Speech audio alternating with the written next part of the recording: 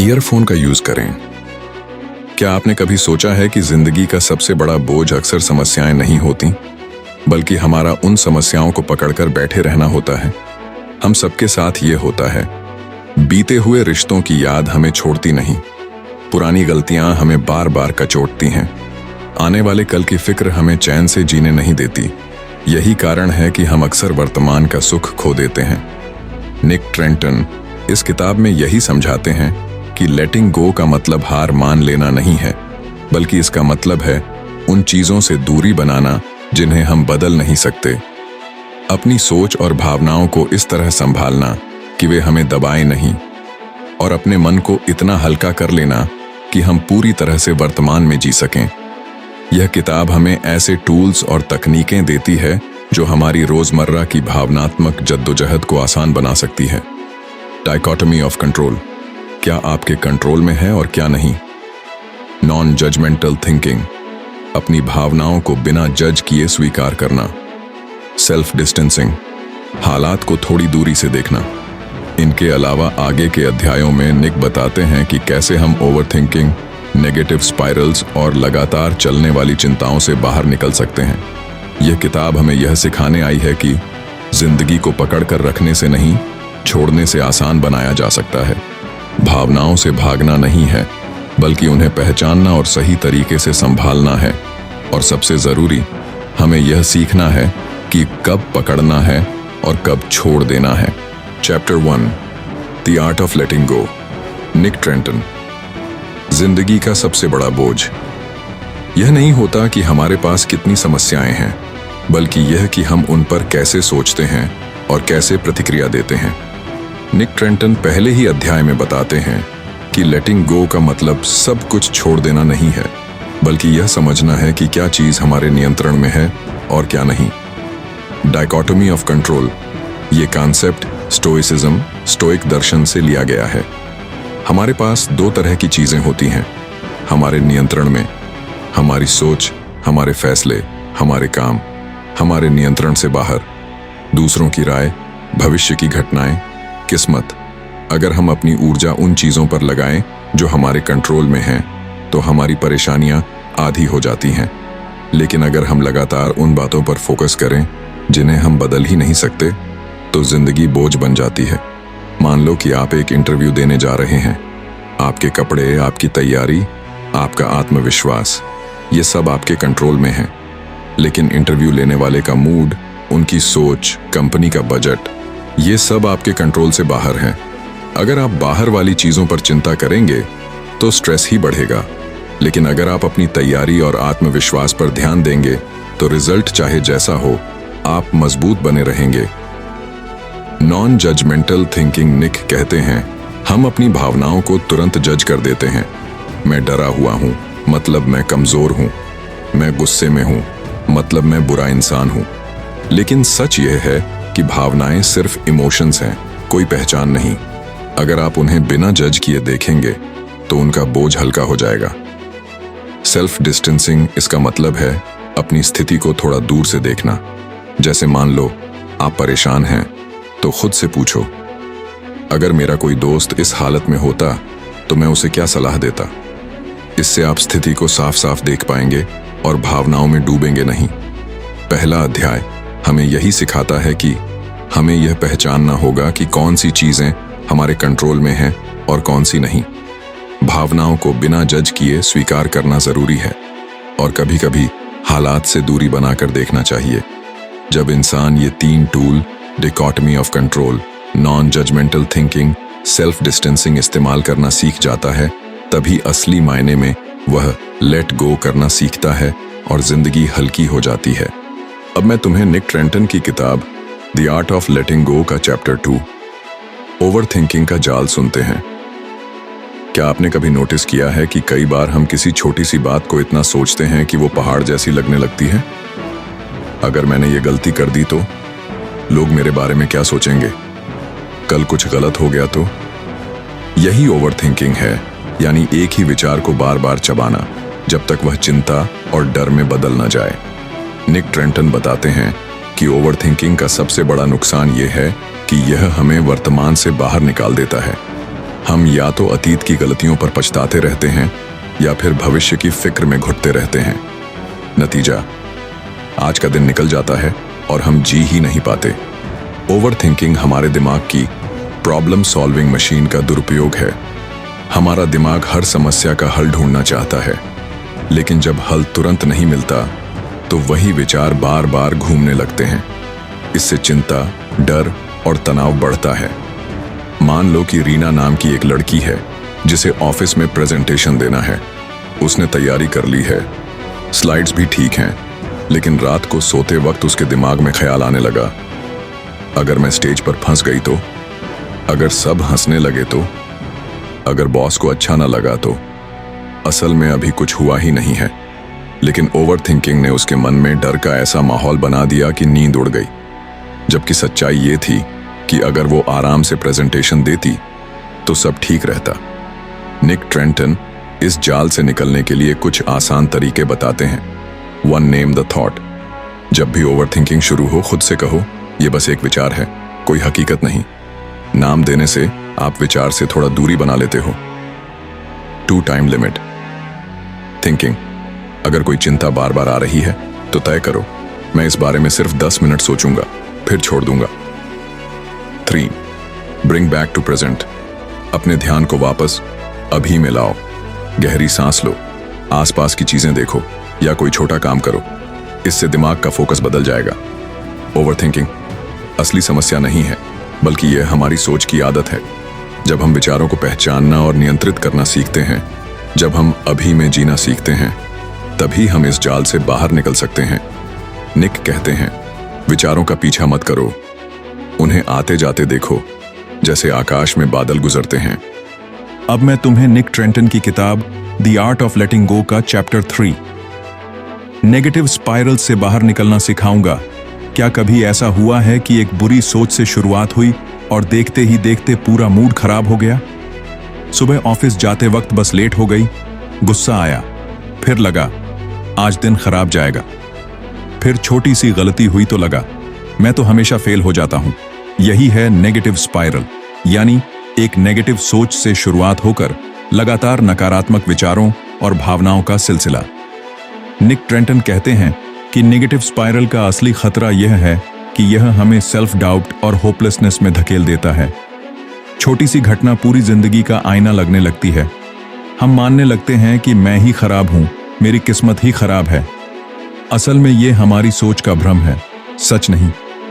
जैसे कि अजय को अपने दोस्त ने पार्टी में बुलाया, लेकिन वह किसी कारणवश नहीं जा पाया।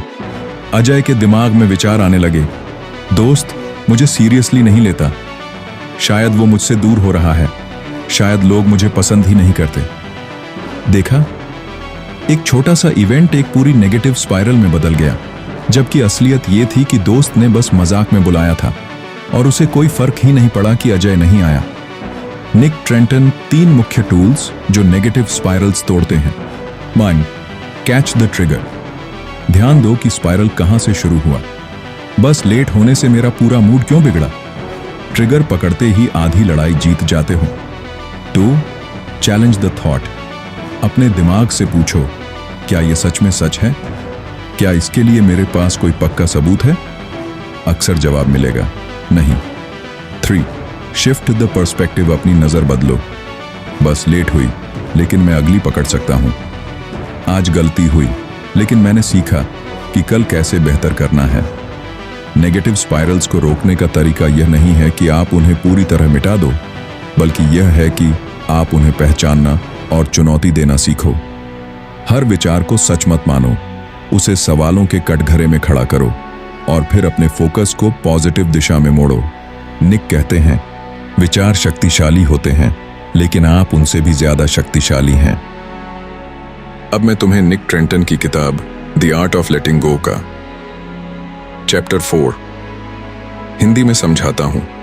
हम सबकी जिंदगी में कभी ना कभी ऐसी भावनाएं आती हैं जिन्हें हम दबाने की कोशिश करते हैं।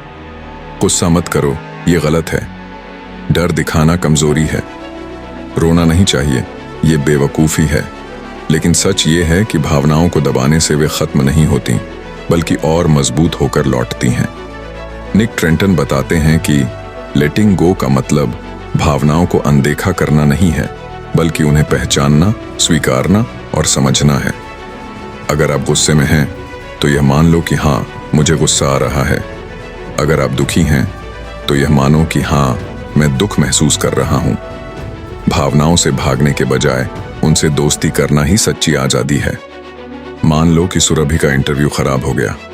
वो बहुत दुखी थी और खुद से कहने लगी, मुझे ऐसा महसूस नहीं करना चाहिए, मुझे मजबूत रहना चाहिए। लेकिन इस दबाव ने उसकी हालत और खराब कर दी। जब उसने अपनी एक दोस्त से बात की, तो दोस्त ने कहा, अगर तुम दुखी हो तो दुख को महसूस होने दो, रो लो, लिख लो, लेकिन उसे दबाओ मत। सुरभि ने ऐसा ही किया। कुछ घंटों में उसका मन हल्का हो गया और अगले दिन उसने नए अवसर के लिए आवेदन कर दिया। Some tools to make peace with emotions. 1. Label the emotion. अपनी भावना का नाम लो। ये गुस्सा है, ये डर है, ये उदासी है। नाम देने से भावनाएं कम भारी लगती हैं। 2. Allow, don't suppress भावनाओं को आने दो। अगर रोना है तो रो लो, अगर गुस्सा है तो लिखकर बाहर निकालो। 3. Observe, don't become, खुद से कहो, मैं दुखी हूं नहीं बल्कि मेरे अंदर दुख की भावना आ रही है। इससे आप और भावना अलग हो जाते हैं। भावनाएं हमारी दुश्मन नहीं हैं, वे संकेत हैं, ये बताने के लिए कि हमारे अंदर क्या चल रहा है। अगर हम उन्हें समझेंगे और स्वीकार करेंगे, तो वे हमें दबाएंगी नहीं बल्कि हमें मजबूत बनाएंगी। निक कहते हैं, आपकी भावनाएं आप नहीं हैं, वे बस मेहमान हैं जिन्हें आकर जाना है। अब मैं चैप्टर 5 अडॉप्टिंग न्यू हैबिट्स, मतलब नई आदतें अपनाना समझाता हूं। कभी आपने गौर किया है कि हमारी जिंदगी उन्हीं आदतों के इर्द गिर्द घूमती है जिन्हें हमने सालों पहले बना लिया था। सुबह उठने का टाइम, काम करने का तरीका, गुस्सा करने का तरीका, यहां तक कि रिलेशनशिप संभालने का तरीका भी सब हमारी आदतों से तय होता है। लेकिन सवाल यह है, अगर पुरानी आदतें हमें पीछे खींच रही हैं, तो क्या हम उन्हें छोड़कर नई आदतें बना सकते हैं? इसका जवाब है हाँ, बिल्कुल। और यही इस चैप्टर का सार है। क्यों जरूरी हैं नई आदतें? नई आदतें हमें एक नया नजरिया देती हैं और वही हमें पुरानी परेशानियों से मुक्त करती हैं। अगर पुरानी आदत है हर छोटी बात पर चिंता करना, तो नई आदत हो सकती है हर समस्या को लिखकर समाधान ढूंढना। अगर पुरानी आदत है मोबाइल स्क्रॉल करके टाइम वेस्ट करना, तो नई आदत हो सकती है हर दिन 20 मिनट पढ़ना। जिंदगी बदलती है जब आदतें बदलती हैं। जैसे रवि नाम का एक लड़का था जिसकी आदत थी कि ऑफिस से आते ही टीवी ऑन करना और घंटों सीरीज देखना। इससे उसका वक्त, हेल्थ और करियर सब पर असर पड़ रहा था। एक दिन उसने ठान लिया कि अब मुझे बदलाव चाहिए। उसने एक छोटी सी आदत अपनाई, ऑफिस से आकर 30 मिनट वॉक करना और फिर 20 मिनट किसी नई स्किल को सीखना। शुरू में मुश्किल लगा, लेकिन 21 दिन बाद यही नई आदत उसकी लाइफ का हिस्सा बन गई। नतीजा, उसकी हेल्थ सुधरी, वह नई स्किल्स सीखने लगा और टीवी देखने का टाइम अपने आप कम हो गया। यानी नई आदतें पुरानी बुरी आदतों की जड़ काट देती हैं। खुद से पूछने वाले सवाल: 1. कौन सी आदत मुझे पीछे खींच रही है? 2. अगर मैं इसे छोड़ दूं तो मेरी जिंदगी कैसे बेहतर होगी? 3. कौन सी नई आदत मुझे उसकी जगह अपनानी चाहिए? नई आदतें अपनाना आसान नहीं है, लेकिन यह आपकी जिंदगी बदलने का सबसे तेज रास्ता है। जब भी आप पुरानी आदत को पकड़ते हैं, खुद से कहें, मैं अब वो इंसान नहीं हूं, मैं नया इंसान हूं। याद रखो, हर दिन आपके पास मौका है नई शुरुआत करने का। और यही लेटिंग गो का असली मतलब है, पुरानी आदतों को छोड़ना और नई बेहतर आदतों को अपनाना। अब मैं तुम्हें चैप्टर 6 सेल्फ लव और माफी। जब हम लेटिंग गो की बात करते हैं, तो सबसे मुश्किल काम होता है खुद को माफ करना। अक्सर लोग मानते हैं कि प्यार और माफी सिर्फ दूसरों के लिए जरूरी हैं, लेकिन असल में सबसे पहले यह हमें खुद के लिए सीखना होता है। क्यों जरूरी है खुद से प्यार करना? हम अपनी गलतियों को बार बार याद करके खुद को सजा देते रहते हैं। काश मैंने वो गलती न की होती, काश मैंने सही समय पर सही फैसला लिया होता। लेकिन सच ये है कि गलती करना इंसान होने का हिस्सा है। अगर हम खुद को बार बार कोसते रहेंगे तो हम कभी आगे नहीं बढ़ पाएंगे। सेल्फ लव का मतलब है खुद की इज्जत करना, खुद से दयालुता से पेश आना और खुद को उतना ही मान देना जितना हम दूसरों को देते हैं। फॉरगिवनेस, माफ करना का असली मतलब माफ करना का मतलब यह नहीं कि हम अपनी गलतियों को सही मान लें, बल्कि इसका मतलब है उन गलतियों को स्वीकार करना, उनसे सीखना और आगे के लिए खुद को आजाद कर देना। अगर हम अपने अतीत को पकड़कर बैठे रहेंगे तो हमारा भविष्य हमेशा बोझिल रहेगा। जैसे सोचो, अगर विराट कोहली ने 2014 में इंग्लैंड के खराब दौरे को पकड़े रखा होता, जहां वे लगातार फेल हुए थे, अगर वह हर बार खुद को यही कहते रहते, मैं तो बड़ा खिलाड़ी ही नहीं बन सकता, तो क्या वे आज किंग कोहली कहलाते? नहीं। उन्होंने खुद को माफ किया, अपनी गलतियों से सीखा और उस अनुभव को ताकत में बदल दिया। यानी सेल्फ लव और फॉरगिवनेस ही उन्हें उस लेवल तक ले गई जहां वे आज हैं। प्रैक्टिकल स्टेप्स, खुद को माफ करना कैसे सीखें? 1. जर्नलिंग करें, अपनी गलती लिखें और लिखें कि आपने उससे क्या सीखा। 2. सेल्फ टॉक बदलें, मैं बेकार हूं की जगह मैं सीख रहा हूं कहना शुरू करें। 3. मेडिटेशन या एफर्मेशंस, रोज खुद से कहें, मैं अपनी गलतियों से सीखता हूं, मैं माफ करने के लायक हूं। 4. छोटे छोटे सेलिब्रेशन, जब भी आप खुद को सकारात्मक रूप से संभालते हैं, खुद को शाबाशी दें। निक ट्रेंटन कहते हैं, फॉरगिवनेस इज फ्रीडम। जब आप खुद को माफ करना सीख जाते हैं, तभी असली लेटिंग गो शुरू होता है। सेल्फ लव और फॉरगिवनेस ही वो चाबी है जो आपको अतीत की कैद से निकालकर भविष्य की रोशनी में ले जाती है। अब मैं तुम्हारे लिए चैप्टर 7 फियर और गिल्ट को छोड़ना समझाता हूं। जिंदगी में 2 ऐसी भावनाएं हैं जो हमें सबसे ज्यादा बांध कर रखती हैं। डर, अगर मैंने कोशिश की और मैं असफल हो गया तो। गिल्ट, काश मैंने ऐसा ना किया होता। निक ट्रेंटन बताते हैं कि ये दोनों भावनाएं हमें कैद कर देती हैं। डर हमें बस आगे बढ़ने से रोकता है और गिल्ट हमें बरस अतीत से बाहर नहीं निकलने देता। डर, असफलता और रिजेक्शन का डर की सबसे बड़ी समस्या यह है कि यह वास्तविकता से ज्यादा हमारे दिमाग की कहानी होती है।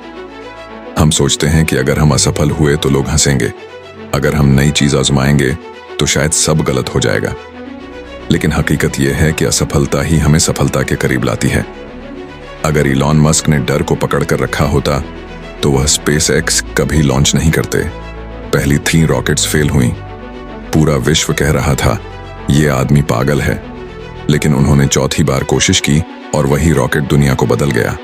अगर मस्क ने डर के आगे हार मान ली होती तो आज स्पेसएक्स और टेस्ला जैसी कंपनियां शायद अस्तित्व में ही ना होती।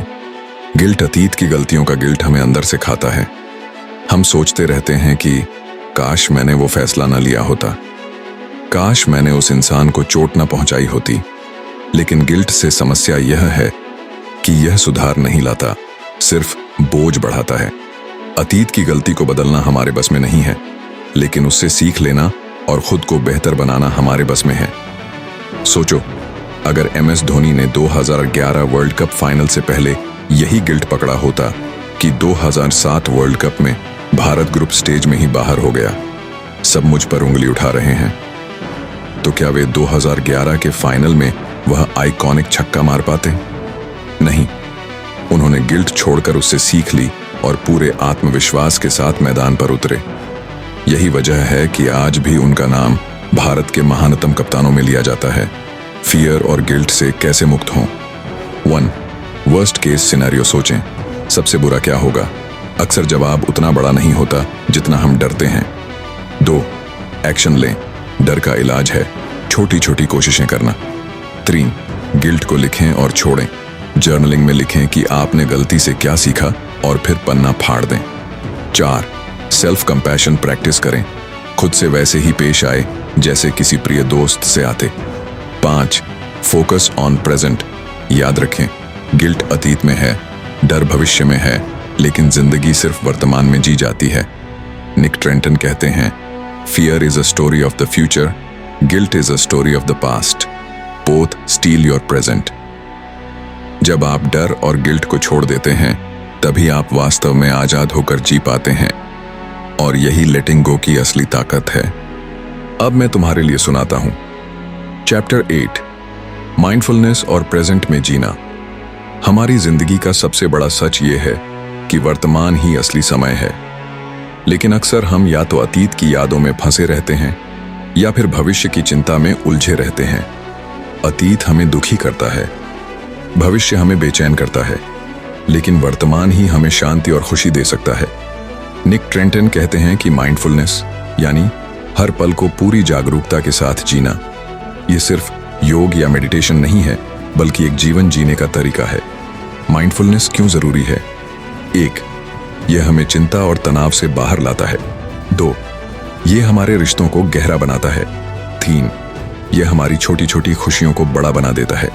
4, यह हमें वर्तमान क्षण में पूर्णता का एहसास कराता है। सोचो, सचिन तेंदुलकर जब क्रीज पर बल्लेबाजी करते थे तो वे पूरी तरह से प्रेजेंट मोमेंट में रहते थे। उन्हें इस बात की चिंता नहीं होती थी कि पिछली गेंद पर क्या हुआ, न ही वे ये सोचते थे कि अगर वे आउट हो गए तो क्या होगा। उनका पूरा ध्यान बस उस गेंद पर होता था जो उस वक्त फेंकी जा रही है। यही माइंडफुलनेस थी जिसने उन्हें गॉड ऑफ क्रिकेट बना दिया। अगर वे अतीत की गलती या भविष्य के डर में उलझते तो कभी इतना महान प्रदर्शन नहीं कर पाते। माइंडफुलनेस और प्रेजेंट में जीना कैसे सीखें? 1, सांस पर ध्यान दें। जब भी मन भागे बस अपनी सांसों को महसूस करें। 2, सचेत होकर काम करें, चाहे चाय पी रहे हों, खाना खा रहे हों या चल रहे हों, हर गतिविधि को पूरी तरह महसूस करें। 3, मल्टीटास्किंग छोड़ें, एक बार में एक ही काम करें और उसमें पूरा ध्यान दें। 4, नेचर कनेक्ट करें, पेड़, आसमान, हवा, इन्हें देखकर कुछ पल वर्तमान को महसूस करें। 5, ग्रैटिट्यूड प्रैक्टिस करें, हर दिन 3 चीजें लिखें जिनके लिए आप आभारी हैं। निक ट्रेंटन कहते हैं, mindfulness doesn't change your life, it changes how you live it. जब आप वर्तमान में जीना सीख जाते हैं तो अतीत की परछाई और भविष्य की चिंता आपको बांध नहीं पाती। यही वर्तमान की शक्ति है और यही लेटिंग गो का सबसे सशक्त रूप है। अब तुम्हारे लिए समझाता हूं। चैप्टर 9, ग्रोथ और नई शुरुआत। जिंदगी का नियम बड़ा साफ है, अगर हम बढ़ नहीं रहे तो हम कहीं ना कहीं रुक चुके हैं, और अगर हम रुक गए तो जिंदगी धीरे धीरे बोझ जैसी लगने लगती है। निक ट्रेंटन कहते हैं कि लेटिंग गो का असली मकसद सिर्फ छोड़ना नहीं है, बल्कि नई शुरुआत करना है। हर बार जब हम किसी बोझ को छोड़ते हैं तो हम अपने भीतर ग्रोथ और चेंज के लिए जगह बनाते हैं। ग्रोथ का मतलब क्या है? ग्रोथ का मतलब है अपने पुराने पैटर्न को तोड़ना, अपने कंफर्ट जोन से बाहर निकलना और हर दिन अपने बेहतर वर्जन की तरफ बढ़ना। नई शुरुआत कभी आसान नहीं होती, लेकिन यही हमें नए अवसर और नए अनुभव देती है। 2015 वर्ल्ड कप के बाद रोहित शर्मा के बारे में कई लोगों ने कहा था कि वो बड़े मैचों में परफॉर्म नहीं कर पाते। अगर उन्होंने उस आलोचना को पकड़ कर रखा होता तो उनका करियर वहीं रुक जाता, लेकिन उन्होंने ग्रोथ चुनी। उन्होंने अपनी फिटनेस और माइंडसेट पर काम किया और आज वे दुनिया के सबसे भरोसेमंद ओपनर्स में गिने जाते हैं। यानी रोहित ने पुरानी छवि को छोड़ा और नई शुरुआत करके खुद को नए मुकाम पर पहुंचाया। ग्रोथ और नई शुरुआत कैसे करें? 1, छोटा शुरू करें, नई आदतें धीरे धीरे बनाइए, जैसे रोज 10 मिनट पढ़ना। 2, फेलियर से मत डरिए, असफलता ग्रोथ का हिस्सा है। 3, नई स्किल सीखें, हर नई स्किल आपको एक नया अवसर देती है। 4, पॉजिटिव लोगों के साथ समय बिताएं, उनकी सोच आपको ऊपर खींचेगी। 5, अपने कंफर्ट जोन से बाहर निकलें, वही जगह है जहां असली ग्रोथ होती है। निक ट्रेंटन कहते हैं, every ending is just the beginning of something new. जब हम पुराने डर, गिल्ट और बोझ को छोड़ते हैं, तभी हम सच में ग्रोथ को अपनाकर नई शुरुआत कर पाते हैं। और यही जीवन का सबसे बड़ा सबक है, छोड़ो, बढ़ो और फिर से खिलो। अब तुम्हें आखिरी चैप्टर समझाता हूं। Chapter 10, letting go as a lifestyle, जीवन की नई दिशा।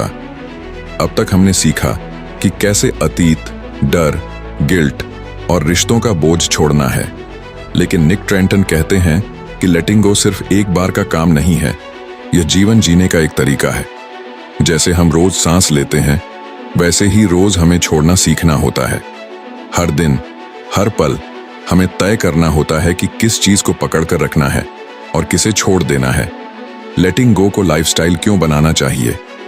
1, क्योंकि जिंदगी बदलती रहती है, लोग, हालात और भावनाएं सब अस्थायी हैं। 2, क्योंकि पकड़ कर रखना थकाता है, जितना हम चीजों को पकड़ते हैं उतना मन भारी होता है। 3, क्योंकि छोड़ना हमें हल्का करता है। यह हमें नए अवसर और शांति देता है। सोचो, अगर अमिताभ बच्चन ने 80s 90s के अपने करियर के डूबने को पकड़े रखा होता, उनकी कंपनी डूब गई, फिल्में फ्लॉप हो गईं और लोग कहने लगे कि उनका करियर खत्म हो गया है। लेकिन उन्होंने लेटिंग गो को लाइफस्टाइल बना लिया। उन्होंने पुराने असफल अध्याय को छोड़कर नए दौर में खुद को ढाला। टीवी पर कौन बनेगा करोड़पति जैसे शो से नई शुरुआत की और आज भी वे भारतीय सिनेमा के सबसे सम्मानित व्यक्तित्वों में गिने जाते हैं। यानी अगर उन्होंने अतीत को पकड़ा होता तो शायद वे कभी शहंशाह कहलाते ही नहीं। लेटिंग गो को जीवन का हिस्सा कैसे बनाएं? 1, डेली रिफ्लेक्शन। हर दिन सोने से पहले सोचें, आज मैंने क्या पकड़ा और क्या छोड़ना चाहिए। 2, मिनिमलिज्म अपनाएं। अनावश्यक चीजें, रिश्ते और विचार छोड़ें। 3, डिटैच विद लव। लोगों से प्यार करें लेकिन उन्हें पकड़कर मत रखें। 4, एक्सेप्टेंस प्रैक्टिस करें। हर दिन खुद से कहें, मैं चीजों को जैसे हैं वैसे स्वीकार करता हूं। 5, ग्रैटिट्यूड। हैबिट जो आपके पास है उसके लिए आभारी रहें, इससे पकड़ने की लालसा कम होती है।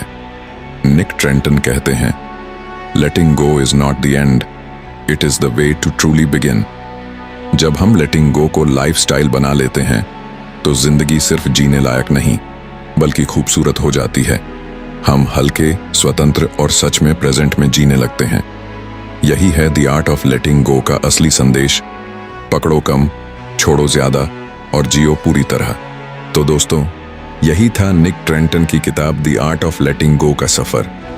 इस किताब ने हमें यह सिखाया कि जिंदगी का असली सुख पकड़ कर रखने में नहीं बल्कि छोड़ देने में है।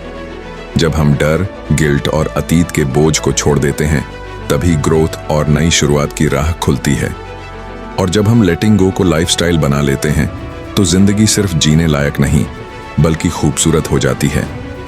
अगर आपको भी लगता है कि आपकी जिंदगी में कुछ ऐसा है जो आपको रोक रहा है तो आज ही उसे छोड़ दीजिए, क्योंकि लेटिंग गो ही असली फ्रीडम है। अगर यह किताब का सार आपको पसंद आया तो बताइए कमेंट्स में कि जिंदगी में आप सबसे पहले किस चीज को लेट गो करना चाहेंगे।